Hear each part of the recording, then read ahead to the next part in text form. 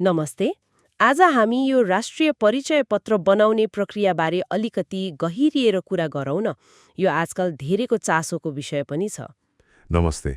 हजुर, एकदमै।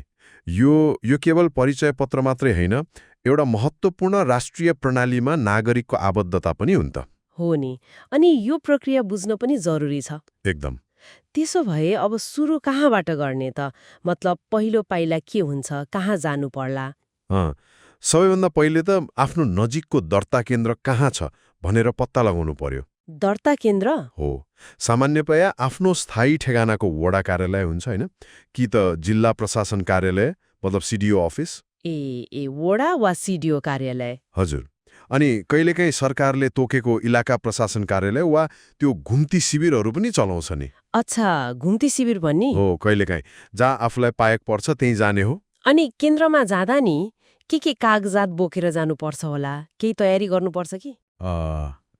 तयारी त चाहिन्छ। मुख्य रूपमा त आफ्नो नेपाली नागरिकताको सक्कले प्रमाणपत्र, त्यो चाहिँ अनिवार्य नै भयो। सक्कले? फोटोकपीले हुँदैन? सक्कलै चाहिन्छ। अनि विवाहित हुनुहुन्छ भने विवाह दर्ता प्रमाणपत्र पनि सक्कले लानु पर्यो। विवाह दर्ता पनि? हो, कहिलेकाहीँ अब त्यो नागरिकतामा जन्ममिति प्रष्ट छैन भने वा अरू के कारणले जन्मदर्ता पनि माग्न सक्छन्। हो र, जन्मदर्ता पनि? कहिलेकाहीँ मात्रै।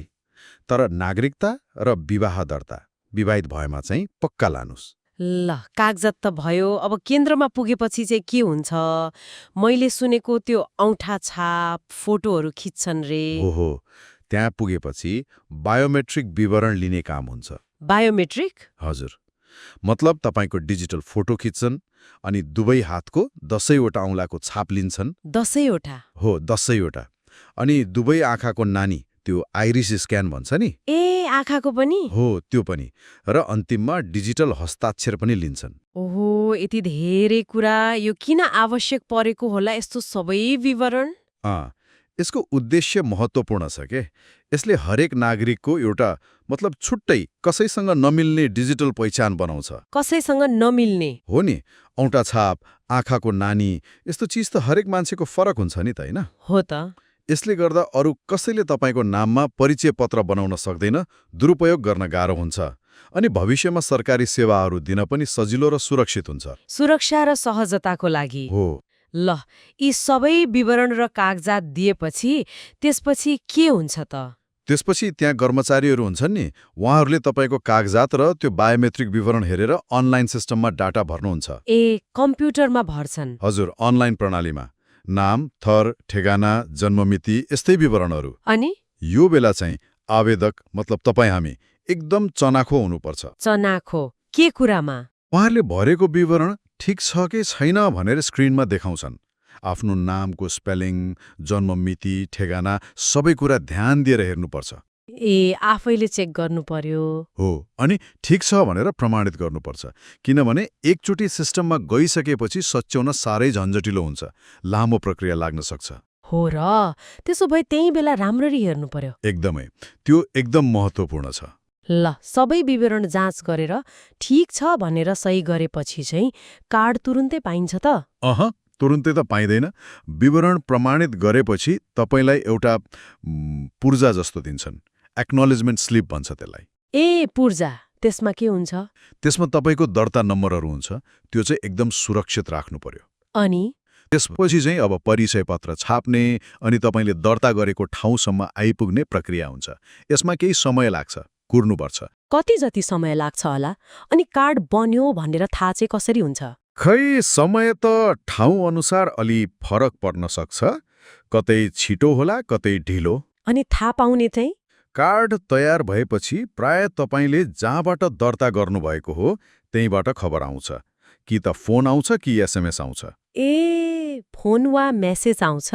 हो, अनि सूचना आएपछि तोकिएको ठाउँमा, प्राय त्यही दर्ता केन्द्र वा जिल्ला प्रशासन कार्यालयमा आफ्नो परिचय खुल्ने अर्को केही कागज र त्यो अघिको पूर्जा लिएर जानुपर्छ।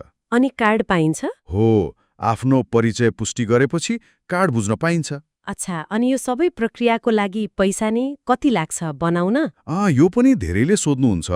खुसीको कुरा के छ भने पहिलोपटक राष्ट्रिय परिचय पत्र बनाउँदा चाहिँ कुनै शुल्क लाग्दैन। ए सित्तैमा? हो, सरकारले निशुल्क गरेको छ पहिलोपटकलाई।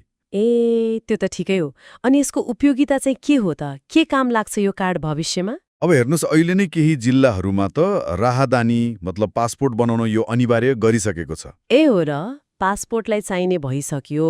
हो, अनि भविष्यमा त यसलाई झन धेरै सेवासँग जोड्ने योजना छ। जस्तै मतदाता नामावली, सामाजिक सुरक्षा भत्ताहरू हुन्छ नि, पेन्सनहरू, ए अनि ब्याङ्किङ कारोबार, अरू सरकारी सेवाहरू लिन पनि यही कार्ड प्रयोग गर्ने भन्ने छ। मतलब धेरैवटा कार्ड बोक्ने झन्झट हट्छ के, एउटै कार्डले धेरै काम गर्ने। ए त्यो त राम्रो कुरा हो। मैले कतै सुनेको थिएँ अनलाइनबाट पनि केही फर्म भर्न मिल्छ रे। हो, त्यो पनि छ। केही जिल्लाहरूमा अनलाइन प्री इनरोलमेन्ट भन्छ, त्यो सुविधा सुरु भएको छ। Pre enrolment? हजुर, त्यसको वेबसाइट छ, त्यहाँ गएर आफ्नो विवरणहरू घरमै बसेर भर्न मिल्छ। यसले गर्दा केन्द्रमा जाँदा समय अलि बचत हुन्छ।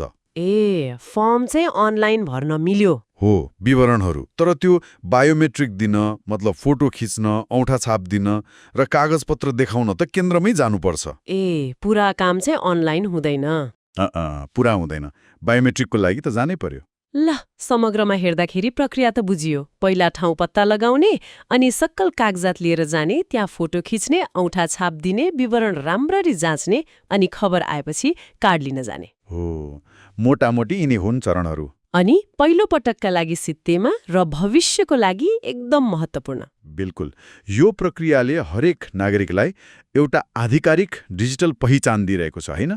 जसले गर्दा राज्यसँगको कारोबारहरू पछि गएर सजिलो हुन्छ भन्ने अपेक्षा हो। प्रक्रिया त स्पष्ट भयो, तर यसले हाम्रो जीवनमा मतलब समाजमा कस्तो खालको असर पार्ला भन्ने कुरा पनि सोच्नुपर्छ होला है? हो नि, त्यो एकदमै महत्त्वपूर्ण प्रश्न हो। यसरी एउटै प्रणालीमा नागरिकको यति धेरै विवरण, त्यो पनि जैविक विवरणहरू जम्मा हुँदा यसले भविष्यमा सेवा प्रवाहलाई कति सजिलो बनाउला, यो एउटा पाटो भयो। हो, तर अर्कोतिर व्यक्तिको गोपनीयता, डाटा सुरक्षाको कुराहरू के हुन्छन्? यस्ता चुनौतीहरू पनि त छन् नि, होइन? पक्कै पनि। यो केन्द्रीकृत डिजिटल पहिचानले नागरिक र राज्यबीचको सम्बन्धलाई नै कसरी बदल्न सक्ला? यी विषयहरूमा अब अझै धेरै छलफल र विमर्श हुन जरुरी देख्छु म त।